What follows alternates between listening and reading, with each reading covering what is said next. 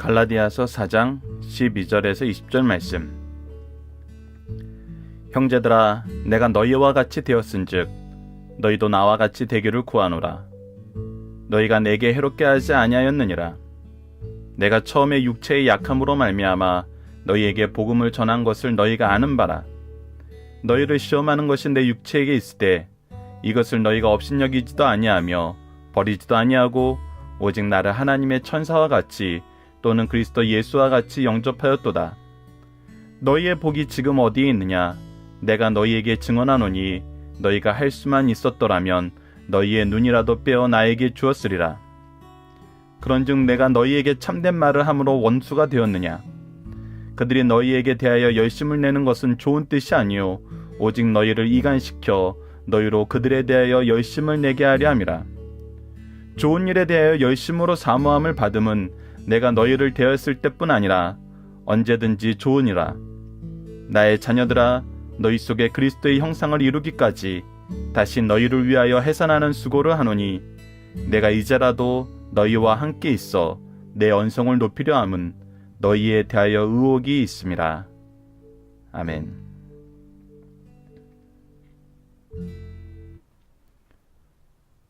안녕하세요. 승리한상 가족 여러분, 그리고 강성성경연구원 여러분. 오늘은 갈라디아서 4장 12절에서 20절입니다. 제목은 우리 속에 그리스도의 형상을 이루자이고, 오늘 본문 말씀은 크게 두 부분으로 나눌 수 있습니다. 12절에서 15절까지의 말씀은 복음 전하는 자를 바로 영접하는 성도가 되는 것은 자신에게도 복된 삶이다라는 부분이고, 16절에서 20절은 누가 참된 하나님의 종인지 식별할 수 있는 성도와 자격 있는 주의 종이 되자는 것입니다. 자, 오늘 본문 말씀에서 중요한 부분은 이 16절에서 20절 말씀, 성도와 자격 있는 주의 종, 이 두 가지가 전부 균형적으로 잡혀야 된다는 것을 우리가 보게 됩니다. 그래서 우리가 이것이 왜 중요하다고 먼저 말씀드리냐면, 승리하는 삶에서 항상 표어로 생각하는 것이 무엇이죠? 표어로 여러분께 제시하는 것이 영생의 말씀을 누구에게 배워서 누구에게 가르칠 것인가? 우리는 항상 누군가에게 스승이고 누군가에게 제자예요. 우리 영생의 말씀은 항상 이 계승이 일어나는 것입니다. 그래서 우리가 항상 누가 하나님의 종인지 식별할 수 있는 성도가 되어야 되고 자격 있는 주의 종이 되어야 돼요. 그러니까 식별할 수 있는 학생이 되어야 되고 자격 있는 선생이 되어야 된다는 거예요.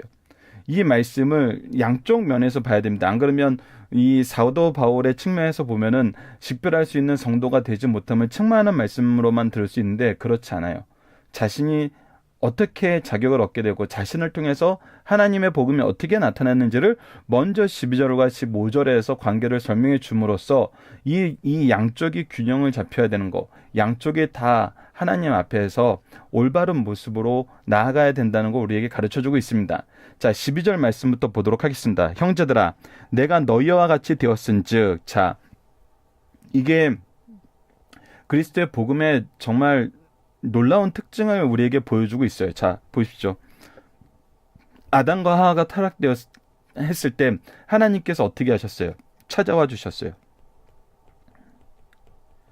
찾아오시면은 무엇이 있냐면 낮아지심이 있어요.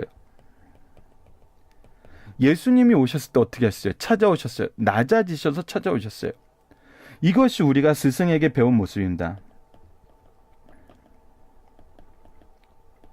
우리가 나아갈 때는 항상 낮아져서 겸손함으로 나아가요. 왜 우리가 겸손함으로 나아갈 수 있냐면 우리에게 주신 이 은혜와 능력, 이게 우리 것이 아니었거든요. 하나님께서 주신 거였거든요. 그래서 예수님도 낮아지셔서 누구의 뜻을 이루셨어요? 하나님의 뜻을 이루셨어요. 이 부분을 너무나 잘 가르쳐주는 것이 바로 요한복음 말씀이죠. 그래서 우리의 스승의 모습은 항상 우리와 같이 되어서 찾아와요. 낮아져서 찾아와요. 이것이 그리스도 안에서 복음을 맡은 자들의 특징이었어요. 항상 낮아져서 찾아가요. 그래서 뭐 하냐면 너희도 나와 같이 되기를 구하노라. 그래서 무엇 하기를 원하냐면 이것이 계속 계승되길 원해요. 이러한 것이 계승되길 원해요. 미리 말씀드리자면 17절이 이제 거짓 선생들의 특징인데, 거짓 선생들은 우리에 대해 이 일반 성도들에 대해 열심을 내는데, 이 열심을 내는 이유는 뭐냐면 그들에 대해서 열심을 내게 하려면요. 그래서 결국 누구를 따르게 만들려면 자기를 따르게 만들어요. 자기에게 환호하게 만들어요. 우리가 속된 말로 아이돌이라고 얘기하는 바로 그런 모습이죠. 나를 환호하게 만들려 그래요. 그러니까 예수 그리스도와 복음과 하나님의 구속사가 나타나는 것이 아니라 자기 개인의 모습을 따라오게 하려 그래요. 자기가 인기인이 되고 싶어하고 자기의 결정에 순종하길 원하는 사람을 만드는 것, 즉 자기의 팀이 되기를 원해요. 교회는 내 팀을 만드는 것이 아니에요. 정치를 하는 것이 아니에요. 하나님이 주신 재능으로 하나가 되는 그리스도의 한 지체가 되는 곳이에요. 물론 교회 규모가 크고 어떤 특별한 은사가 있어서 이 일에 협력하는 팀이 많을 수는 있어요. 그런데 이것이 내 팀이 되는 건 아니거든요. 근데 항상 이것이 겉 선생들에겐 드러난다는 거예요. 그래서 바울은 처음의 모습을 기억하라 그래요. 그가 유대인으로서 복음을 먼저 받은 자로서 일반적으로 유대인들이 보여주는 모습이 뭐였어요? 우리는 선민, 너희들은 개 돼지 같은 그런 하나님의 심판에 더 심한 말로는 지옥의 땔감이 돼야 되는 그런 인생들이라고 보고 있었잖아요. 우리가 예수님의 이 고난사를 보면 성경에서 나타나는 것 특징 중에 하나가 뭐냐면, 빌라도의 관저에 유대 지도자들이 안 들어가요. 사람들이 보고 있을 때는. 왜? 이방인의 집에 들어간다는 것은 이거는 선민들이 할 일이 아니거든요. 하지만 그들이 몰래 예수님의 시체에 대해서 부탁할 때는 또 들어가죠. 그러니까 이렇게 어쨌거나 이들이 가지고 있던 위선적인 모습을 떠나서 이들이 가지고 있던 특권 의식들 같은 것이 굉장히 많았는데, 사도 바울은 그것을 특권으로 여기지 않았어요. 자기의 권력으로 여기지 않았어요. 자기의 경건으로 여기지 않았어요. 하나님이 우리에게 가르쳐 주셨던 것처럼 낮아지셔서, 예수님이 우리를 위해서 낮아지시고 대신 그 모든 일을 이루셨던 것처럼 사도 바울도 자기의 모든 것을 내려놓고 이방인에게 찾아왔어요. 그리고 무엇을 분명히 보여줘? 너희에게 내가 해롭게 하지 아니하노라. 그들에게 어떤 해로운 거, 어떤 무거운 짐을 지우기 위해서 오지 않았어요. 무엇을 가지고 왔어요? 복음을 들고 왔어요. 복음은 자유케 하는 거예요. 살리는 것이에요. 그래서 해롭게 하는 것이 없었어요. 근데 이 안에서 얼마나 놀라운 그 교제가 이루어지냐면 13절에 나타납니다. 내가 처음에 육체의 약함으로 말미암아 너희에게 복음을 전한 것은 너희가 아는 바라. 사도 바울이 복음을 전할 때 항상 무엇이 나타나냐면 육체의 약함이 나타났어요. 여러분들, 고대 그리스 이제 이 올림픽에 관련된 여러 가지 역사적 자료들을 보면은 그 그리스 시대의 굉장히 큰 특징 중에 하나는 육체적인 강건함, 그 육체적인 아름다움이 그들에게 선이 되었던 시대예요. 그들에게 아름다움이 되었던 시대예요. 아름다움의 기준이 바로 그러한 모습이었어요. 그렇지 않은 건, 연약하고 약한 것은 악한 것이었어요. 그래서 사도 바울의 육체적인 약함은 굉장한 흠이 될 수 있는 사회예요. 그것이 지금 현재에도 외모 지상주의라는 이런 얘기가 있지만, 그 당시에도 굉장히 이것이 큰 부분, 어떤 사람들에 대해서 판단하고 어떤 사람의 업적에 대해서 판단하고 그 사람의 과거에 대해서 판단할 때 유대교적으로든 로마적인 그런 관점에서건 좋은 모습은 아니었어요. 근데 그들은 그러한 사도 바울의 육체적 약함을 어떻게 받아들였냐면, 그것을 업신여길 것으로 받아들이지 않고 오히려 하나님 안에서 협력하여 선을 이루는 모습으로 보여줬어요. 자, 14절을 봅시다. 너희를 시험하는 것이 내 육체에 있을 때 정말 이 사람 맞아? 이 사람 따라야 되는 거 맞아? 이 사람의 말이 전하는 게 맞을까? 왜 그의 육체적 약함이 그것을 증명하지 못하는 것 같고 오히려 반대되는 것 같고 우리가 보기에 이것은 악한 것으로 볼 수 있는 모습이었기 때문에. 근데 어떻게 해요? 업신여기지도 아니하고 버리지도 아니하고 외면해 버리지도 아니하고 어떻게 해요? 오직 하나님의 천사와 같이 또는 그리스도 예수와 같이 영접하느라. 누구의 뜻으로 알고 영접했다는 거야? 하나님의 뜻으로 알고 영접했다는 거예요. 자, 복음을 전하는 자도 그리스도와 같이 하나님께서 우리에게 보여주셨던 그 모습으로 나아갔고 받는 자도 이것을 어떤 모습으로 받아들였다는 거예요? 하나님의 뜻으로 받아들였다는 거예요. 15절 봅시다. 너희의 복이 지금 어디 있냐? 내가 너희에게 증언하니 너희가 할 수만 있었더라면 너희의 눈이라도 나에게 떼어주었으리라. 그래서 우리가 하나님 안에서 가지게 된 모습은 무엇이냐면 그 육체의 약함, 그 육체의 부족함을 내가 채워주는 것이 하나님께서 나에게 주신 사명이라고 얘기하는 이 하나됨, 하나님의 뜻에 의해서 하나됨의 모습이 갈라디아 교인들에게 있었다는 거예요. 그들이 처음 모습이란 거예요. 이것이 하나님이 이루신 모습이라는 거예요. 그런데 지금은 어떻게 됐어요? 그가 하나님의 뜻대로 하나님의 복음을 가지고 나가고 그 안에서 하나님의 뜻을 발견하고 하나님의 복음을 발견하고 그 안에서 예수 그리스도의 지체로서 하나 된 모습을 보았을 때 너무나 아름다웠는데 근데 16절을 봅시다. 그런즉 내가 너에게 참된 말을 함으로 참된 말은 뭐예요? 복음의 말이에요. 하나님의 뜻이에요. 자, 지금까지 우리를 하나 되게 했던 이 하나님의 뜻이 지금은 어떻게 됐다는 거예요? 서로 이 하나님의 뜻을 전하는 것으로 말미암아 원수가 되는 모습이 나타난다는 거예요. 왜 그래요? 바로 17절에서 나타나죠. 그들이 바로 거짓 선생들이에요. 너희에 대하여 열심을 내는 것은 좋은 뜻이 아니요. 바로 하나님의 동일한 하나님의 뜻을 전하고 있는데 이걸로 말미암아 원수가 되었다는 것은 그들이 전하는 것이 좋은 뜻이 아니란 거예요. 오직 무엇하기 위한 거예요? 이간시키기 위한 것이라는 거예요. 하나님 안에서 하나된 모습에서 떨어져 나와서 누구를 따르게 하는 거예요? 그들에게 열심을 내게 하려나 한다는 거예요. 여러분들 이것은 계속 강조하지만 창세기에 나타났던 사탄의 유혹에서 동일했어요. 하나님과 분리되게 만든 그리스도 안에서 하나된 지체에서 분리되게 만드는 것이 이들의 목적이에요. 그렇게 해서 뭘 하려는 거예요? 자기에 대해서 열심을 내게 하려는 거예요. 근데 이들이 이 일을 이루는 그들만의 방법이 뭐냐면 처음엔 너무 잘해준다는 거예요. 너무 열심을 낸다는 거예요. 여러분들 이것이 우리가 굉장히 중요하게 생각하는 부분이에요. 우리에게 참된 자유를 주는 건 복음이에요. 살리는 것은 복음이에요.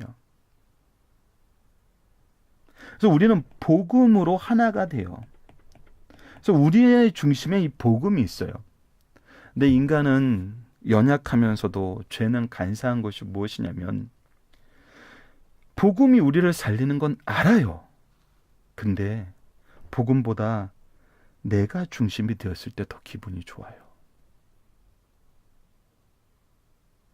그래서 거짓 선생들은 이 복음을 전하려는 노력보다는 자기가 나를 얼마나 아끼고 사랑하고 존귀하게 여겨주는지 나를 중심에 두고 너무 띄워요. 모든 걸 다 해줄 것처럼 얘기를 해요. 근데 그것은 결국은 무엇을 위한 거예요? 내가 자신에게 매달리기를 원하는 거예요. 참 안타까운 일인데 이민사회에서 때로는 한국 교회에서도 많은 분들이 얘기하는 것 중에 하나가 바로 그런 부분입니다. 복음을 맡은 주의 종들이 가장 큰 위기를 느낄 때가 언제냐면 바로 어떤 유력자가 자신의 가진 그 재산과 재물을 가지고 누군가를 열심히 돌봐주고 그 사람들과 함께 즐거운 삶을 살다가 결정적으로 자기가 이 복음의 중심이 된 사람과 반대편의 위치에서 자기의 뜻을 관철하려고 했을 때 자기에게 도움받은 사람들에게 굉장히 위협적으로 다가간다는 거예요. 실제로 그 사람이 아니면 비즈니스가 더 이상 진행되지 않는데 이 부분에 대해서 굉장히 기분 나쁘게 얘기를 한다거나, 목사님 따를래 날 따를래, 더 직접적으로 이렇게 얘기하는 사람도 있지만 대부분 이렇게 직접적으로 얘기하지 않죠. 주의 종에 대해서 헌담하고, 그리고 무언의 압력을 넣는 거죠. 나와 같이 하자고. 이것이 참 안타까운 것이란 겁니다. 결국은 그 판단 안에 무엇이 없어요. 그 판단의 중심이 하나님의 뜻이 없어요. 하나님의 뜻이 없어요. 하나 되게 하시는 하나님의 생명이 없어요. 복음이 없어요. 비난만 있어요. 여러분, 그래서 중요시하게 항상 제시하는 것이 무엇이냐면 제사장적 신앙입니다.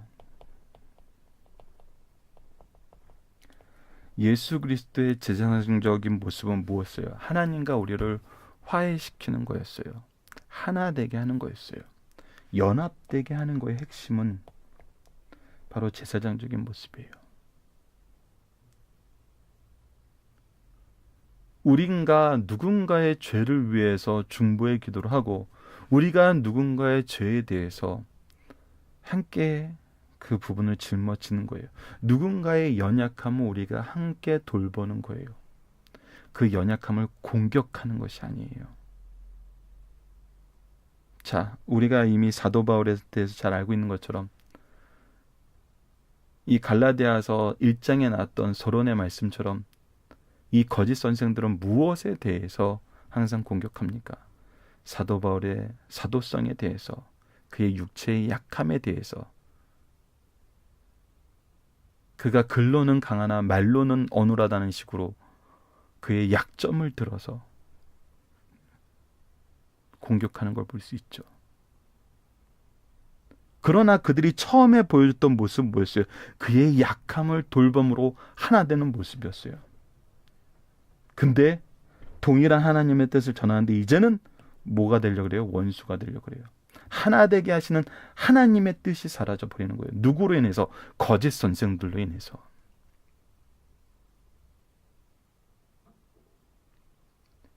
자, 이 부분을 우리가 주의해야 됩니다. 18절을 봅시다. 좋은 일에 대하여 열심으로 사모함을 받음은 내가 너희를 대했을 뿐만 아니라 언제든지 좋으니라. 좋은 일에 대한 열심은 옳아요. 하나님의 뜻에 대한 열심은 옳아요. 근데 나에 대한 열심, 그에 대한 열심, 우리 조직에 대한 열심, 이것은 어리석은 겁니다. 누가 누구를 더 따로? 이런 걸 생각하는 게 어떻게 교회 안에서 있을 수 있어요? 우리는 하나님을 따르는 사람이고 예수 그리스도로 하나 된 사람인데 누가 누구보다 잘해? 왜 그런 비교가 있을 수 있어요? 하나님이 나를 위해서 준비한 사람이고 하나님이 그 사람과 함께 하나님 뜻에서 하나 되게 하셨는데 하나님을 바라봐야죠. 19절입니다. 나의 자녀들아, 나의 자녀들아. 자, 이제 이 말씀부터 나의 자녀들아. 이것은 여러분들 하나님의 보내심을 받은 사람이, 하나님의 뜻에 보내심을 받은 사람이 우리를 얼마나 사랑하는지를 보여주는 말씀이요. 나의 자녀들아. 원수가 되려 하고 거짓 선생들의 유혹에 때문에 넘어져가고 자기를 공격하는 그들에게 나의 자녀들아, 나의 자녀들아, 너희 속에 그리스도의 형상을 이루기까지 내가 다시금 너희들에게 주고 하나님의 뜻에 의해서 내가 너희들을 향하여 나아가는 것은 무엇이냐면 바로 그리스도의 형상, 복음으로 말미암아 우리를 하나 되게 하는 것. 갈라디아서 2장 20절의 그 모습, 그것을 위해서 내가 뭐 하겠다? 다시 너희를 위하여 해산하는 수고를 하노라. 내가 이 해산의 수고와 이 고통을 다시 겪는 거, 내가 기꺼이 하겠다는 거예요. 내가 기꺼이. 왜? 나의 자녀이기 때문에. 자녀는 무엇이에요? 하나님의 뜻에 의해서 주신 거예요. 우리가 창세기 말씀에서 자녀를 주시면 하나님의 뜻이에요. 우리가 아브라함의 믿음의 자손이라 그런 것은 하나님께서 맡기신 영혼들이 나의 자녀됨을 인정하는 거예요. 그래서 성도들을 내 자녀로, 나에게 맡기신 영혼으로 계속 볼 수밖에 없는 것입니다. 그래서 영적 스승으로서, 부모로서 이제 이렇게 해야 된다는 겁니다. 20절, 내가 이제라도 너희와 함께 있어 내 언성을 높이려 함은 너희에 대해서 의혹이 있음이라.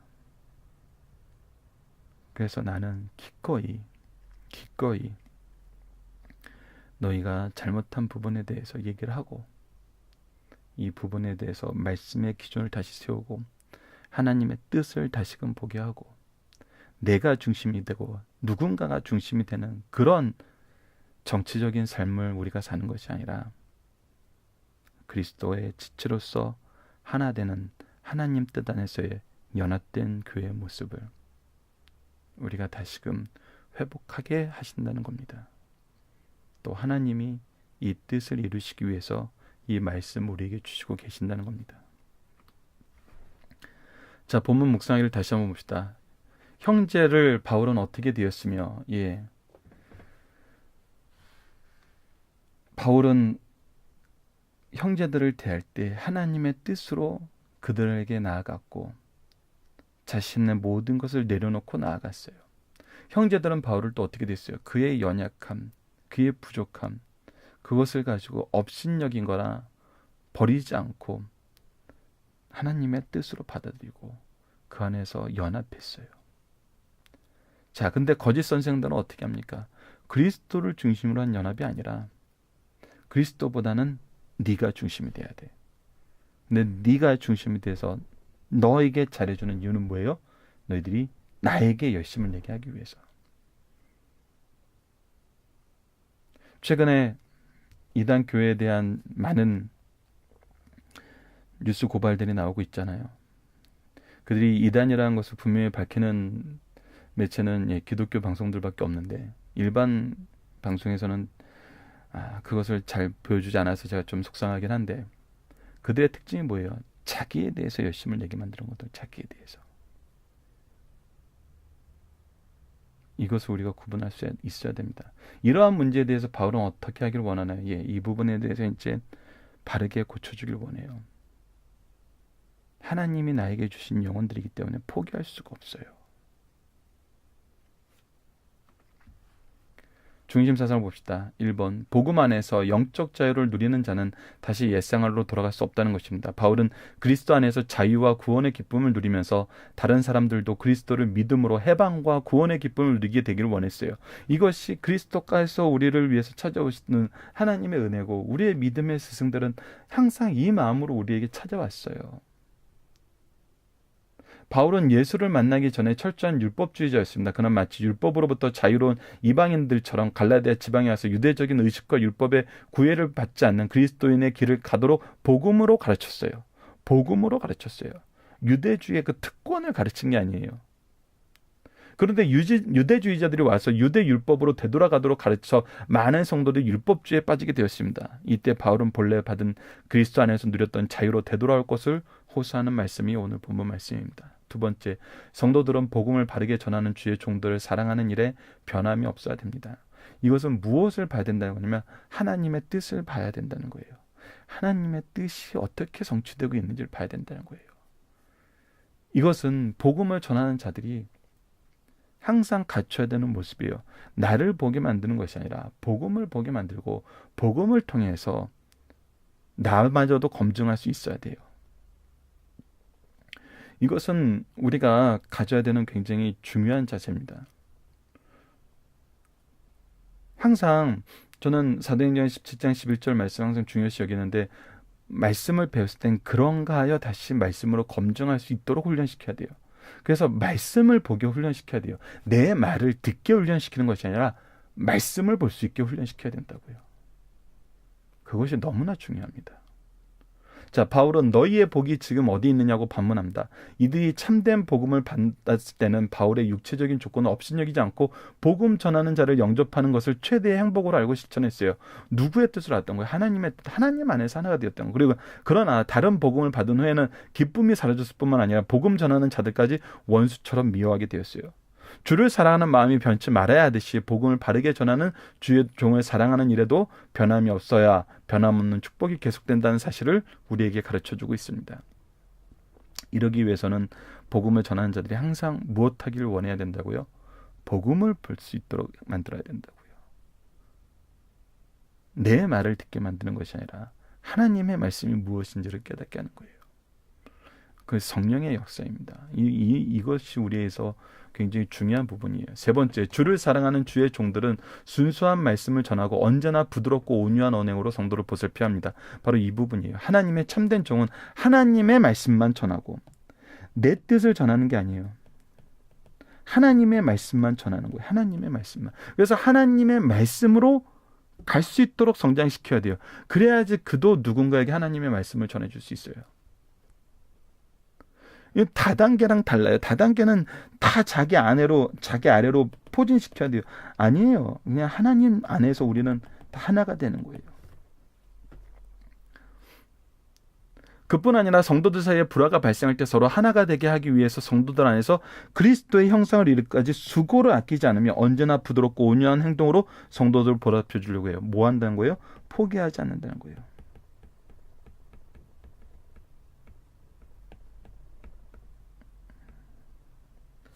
여러분들, 누군가 날 위해 기도한다. 누가 날 위해 기도합니까? 누가 날 위해 기도할 수 있어요? 여러분, 현대사회는 너무 이 기도하고는 거리가 먼 사회를 살고 있어요. 때로는 부모도 자녀를 위해서 기도하지 않고 자녀도 부모를 위해서 기도하지 않아요. 이것은 굉장히 안타까운 일이죠. 우리가 그를 포기하지 않는 모습은 어디서 나타나냐면 바로 기도에서 나타나요. 그를 위해 끝까지 기도해요. 그리고 그를 위해서 끝까지 복음의 수고를 아끼지 않아요.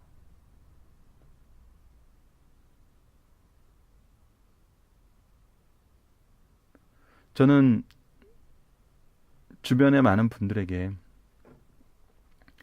간곡하게 부탁드리는 것 중에 하나가 바로 우리 발행이신 박유일 목사님이나 제가 여러분들을 사랑하는 가장 큰 사랑의 표현은 바로 이 말씀의 수고를 아끼지 않고 기도의 수고를 아끼지 않는 것으로 이해해달라는 얘기를 자주 해요. 정말 그렇거든요. 이것이 하나님이 좋아하시는 방법이고 하나님이 뜻을 이루시는 방법이기 때문에 우리가 교회 안에서 이 신앙의 공동체 안에서 가정 안에서 무엇을 봐야 되냐면 말씀의 수고와 기도의 수고가 끊이지 않고 있는가. 그랬을 때 우리는 그 사랑에 의심할 여지가 없는 것입니다. 이거는 사랑받는 사람 입장뿐만 아니라 사랑하는 사람에서 동일한 기준인 것 같아요. 내가 그를 사랑하는가 봤을 때 내가 그를 위해서 말씀을 준비하고 그에게 이 진리의 말씀을 전하는 것을 기뻐하고 그를 위해서 하나님께 기도하는 이 제사장적 신앙을 갖는 것을 놓지 않는 것. 그때 나도 확신하게 되는 거죠. 나 정말 이 사람 사랑하는구나. 자, 바울 사도는 이런 면에서 모범을 보이는 하나님의 신실한 종이라는 사실을 우리에게 분명히 보여주고 있습니다. 여러분 살펴보기 정답 한번 확인해 보시고요. 특히 3번이 오늘 적용하기 위해서 나타나는 중요한 내용들입니다. 자, 적용하기 봅시다. 거짓 선생을 구별하는 가장 근본적인 방법은 무엇입니까? 그가 누구에게 열심히 하는 거예요? 하나님에게 열심인지 나에게 열심인지. 이게 되게 좋거든요. 이게 정말 사랑이 많은 사랑 같거든요. 근데 이거는 일시적인 사랑이고, 나에게 열심인 것은 결국 누구에게 열심히 해달라는 표현이에요. 너도 나에게 열심히, 서로 나에게 열심히 해서 결국 자신을 위해서 열심을 내는 사람을 만들려는 게 그들의 목적이에요. 거짓 선생들의 목적이에요. 근데 하나님, 참된 스승은 누구를 향하게 만들어요? 항상 하나님을 향하게 만들어요. 하나님을 향하게 만들어요. 그래서 목사님들이 그런 겁니다. 평상시에 자기한테 친절하게 대하고, 어때만 되면 이렇게 같이 뭐 식사도 하고 같이 이렇게 시간도 보내는 걸 좋아하시던 분이 갑자기 이렇게 좀 그런 것이 서운해졌는데, 그거에 그런 것은 그렇게 크게 신경 쓰지 않으신다는 거예요. 그거는 상황에 따라서 언제든지 그럴 수 있는 건데. 근데 목사님들이 너무 힘들고 너무 괴롭고 너무 더 기도하게 되는 건 뭐냐면, 항상 기도하러 오셨던 분이, 항상 예배의 중심을 삶을 살던 분이, 그것이 사라져 간다는 거예요. 그것이 그 굉장히 위기의식을 느끼고, 그를 위해서 기도하지 않을 수 없고, 그에게 어떤 문제가 있는지 항상 관심을 가지게 된다는 거예요. 근데 거짓 선생들이 이것이 반대되는 것이 많아요. 예배 안 나오는 거는 그렇게 큰 문제 아니에요. 근데 자기랑 얼마나 친하고, 자기랑 얼마나 공감대를 가지고, 자기 말을 얼마나 잘 듣느냐, 이것을 더 중요하게 생각하는 사람들이 있거든요. 자, 이런 부분에서 우리가 거짓 선생들을 구분해야 되는데, 조금 전에 이제 살펴보기 이제 3번 문제에 나타나 있는 거 잠깐 소개한다면, 그들은, 거짓 선생들은 열심 자체가 좋은 뜻이 아니에요. 그들이 열심히 선하지 못하라는 것입니다. 때로는 그들의 열심이 자기에게 열심을 하기 위한 순간적인 열심, 보여주기 위한 열심일 경우가 많다는 거예요. 두 번째, 그들의 열심은 이간질을 위해서 한다는 거예요. 항상 누구랑 비교하게 만들고 누구랑 멀어지게 만들기 위한 열심이 많다는 거예요. 이게 참 안타까운 부분이에요. 교회 안에서 이런 것이 있다는 것이, 이런 일에 열심이라는 것이 참 얼마나 슬픈 일인지 우리는 알게 됩니다. 가정 안에서도 이런 열심이 있는 사람이 있으면 참 마음 아프거든요. 세 번째, 저희 자신에 대한 열심을 내도록 한다고 합니다. 결국 자기를 위한 열심으로 이끌기 위한 것이 거짓 선생들의 열심의 목적이라는 거예요. 그래서 이것은 근본적인 말씀은 하나님의 뜻, 즉 복음, 이 일에 기도와 말씀 전하는 일, 이 사도행전에서 나타난 초대교회 모습에서 사도들이 얘기하는, 우리는 기도와 말씀 전하는 일에 전념하리라는 것은, 여러분들, 정말 영적 스승이 가지고 있는 가장 핵심적인 내용이고, 정말 가장 좋은 사랑의 표현이에요. 우리가 이 기준을 알아야 돼요. 이 기준을.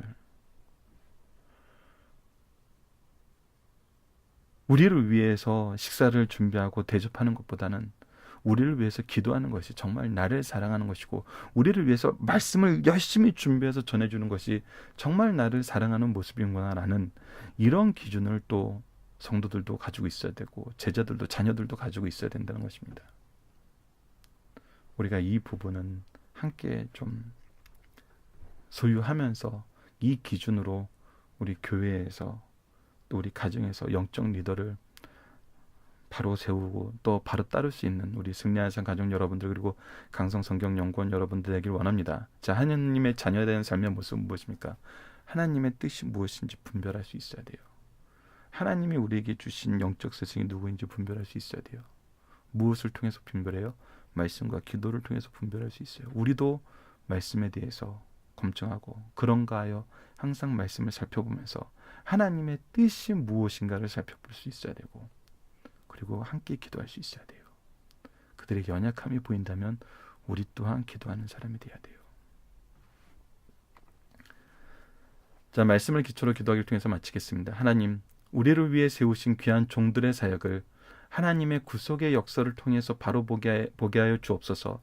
하나님의 준비하심 속에서 은혜를 통해 우리의 영적 스승으로, 신앙의 부모로서 준비하셔서 세운 종들을 통해 주신 하나님의 말씀을 잘 기억하며 그리스도의 복음의 참된 진리가 무엇인지 잘 배우고 가르치는 제자가 되게 하여 주옵소서. 그리하여 그리스도의 복음이 아닌 자신의 의를 위해 다투고 분열하게 하는 자들을 구별하게 하시고 이러한 자들의 유혹을 말씀의 능력으로 물리쳐 승리하게 하여 주소서. 예수님 이름으로 기도드립니다. 아멘.